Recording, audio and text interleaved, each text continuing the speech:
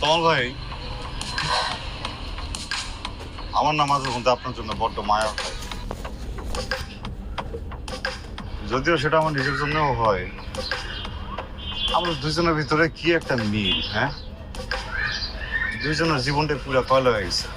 ভাইরে, কয়লা না শুধু, আমাদের উপরে যদি একটা চিকেন রাইখা বাতাস দেওয়া হয়, পুরো একটা বারবিকিউ প্যাকেজ হইব।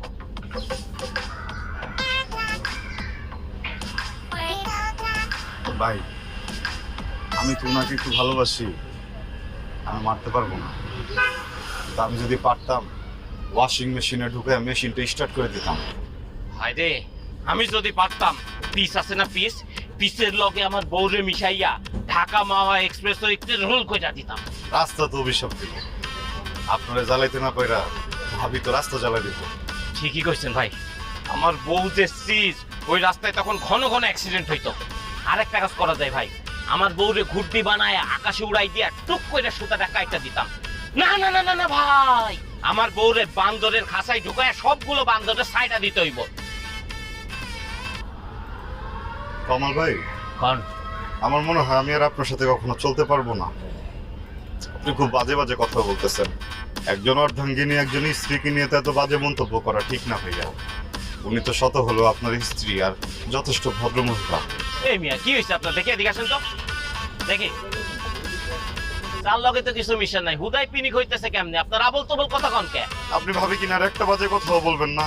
ভাবি মধুর মতো মিষ্টি, মৌমাছির কামড় খাইতে হবে না মধু খাইতে গেলে। কমল ভাই, আইরে বউটা আমার, আমি জানি সে মধুর মতো মিষ্টি নাকি লবণের মতো টক। তরকারিতে বেশি লবণ দিলে যে একটা টেস্ট হয় না, আমার বউ হইতেছে গিয়ে ওইটা। দেখেন তো, গায়ে হাত দিয়ে ভিক্ষা চাইতেছে। যাও তো, এখন ভিক্ষা দিতে পারুম না। ভিক্ষা আপনি চাইলেও দিতে পারবেন না, পকেটে টাকা থাকবে, হাত দুইটা থাকবে না। তো কি হয়েছে? আপনি উল্টা পাল্টা আমি লবণের মতো থেকে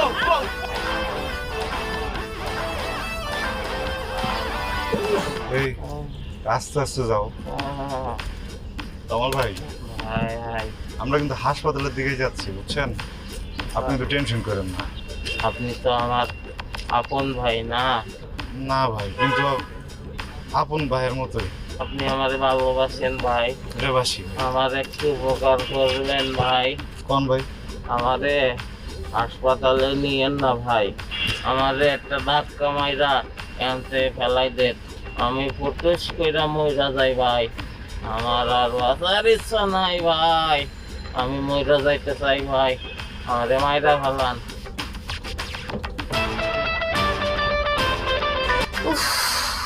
কি বাবা, কখন আসছো তুমি? কি হয়েছে? আল্লাহ পাই, কি হয়েছে? হ্যাঁ, কেন হলো? তমাল ভাবি এসে না? হ্যাঁ, তমাল ভাই কোত্থেকে যেন উড়ে এসে তমাল ভাইয়ের কোমরে একটা ক্যারেটে মারছে। দেখি। তমাল ভাই আবার এসে পড়ছে আমার কোমরের উপরে। কোমরে ব্যথা পেলাম, কিন্তু কেমনে যেন পায়ে ফ্র্যাকচার হয়ে গেছে, কিচ্ছু বুঝলাম না। তো তোমার উপর উড়ে আসলো, তুমি দেখলা না? মানে তোমার চোখটা কই ছিল তখন? আমি তো ভয় পেতেছিলাম না, চোখ বন্ধ করেছিলাম। হ্যাঁ, প্রেসক্রিপশন আনছো? সব সিরিয়ালের ভিতরে আছে।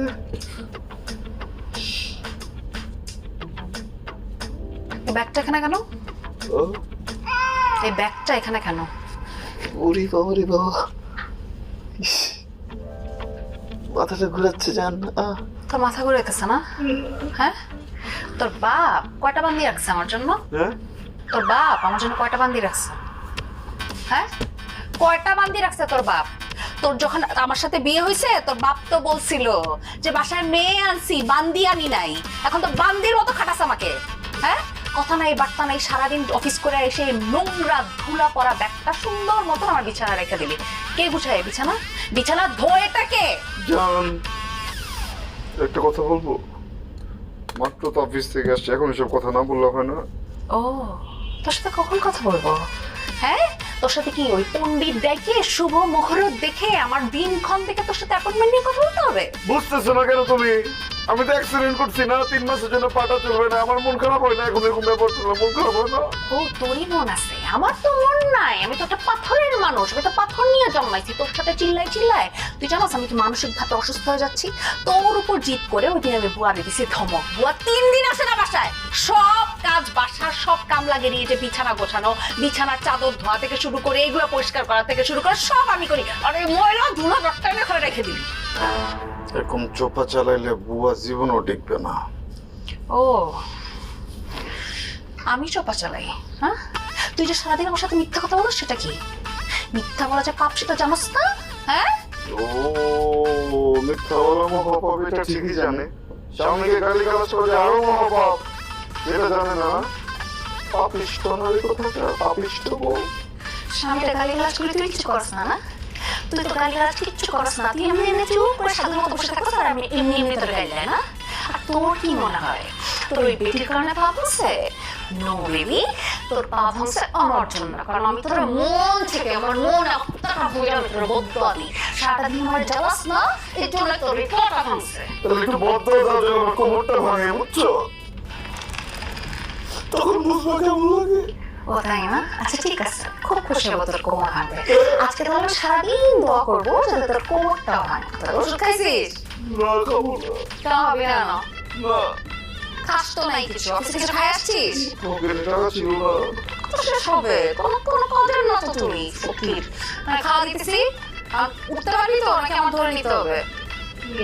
তাহলে আমি খাওয়া নিয়ে আসতেছি, আইনে পরে খাওয়ায় আমি ওষুধ কিনতে যাবো। বয় আমি বলতেছি কেন, খাওয়া বলো। আবার আবার তুই আর ভুল ধরলি। জি বস, হ্যাঁ শিপমেন্ট এটা করে দিচ্ছি আমি বস। বস আমি আরেকটু কনফার্ম হয়ে আপনাকে ফোন দিচ্ছি। জি, আসসালামু আলাইকুম।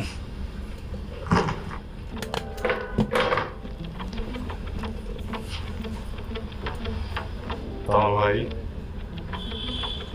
কেমন আছেন? অ্যাক্সিডেন্ট করছেন নাকি? মাথা ব্যান্ডেজ কেন? হরে ভাই, অ্যাক্সিডেন্টই আমার জীবনের সবচেয়ে বড় অ্যাক্সিডেন্ট। আমার মেয়ে ও, কালকে আবার মারামারি করছেন না? হ্যাঁ রে, মারামারি করতে পারলে সবচেয়ে খুশি হইতাম আমি, সবচেয়ে শান্তি পাইতাম আমি। মারামারি না, আমার বউ শুধু আমাদের মারে আর আমি মায়ের খাই। ঠিক আছে ভাই, কাম করেন ভাই। আল্লাহর অশেষ রহমত, এদিকে আমি বাইচে গেছি বুঝছেন। আমার বাসায় আমি সিংহ, হ্যাঁ, ও আসলে আমি থর করে কাঁপি। হ্যাঁ, আমি বাসায় গেলে বউ থর করে কাঁপি। তো ভাই আপনার তুমি রাজ কপাল। আপনার উচিত ভাবিরে প্রত্যেকদিন বিরিয়ানি খাওয়ানো। আচ্ছা ভাই, একটা কথা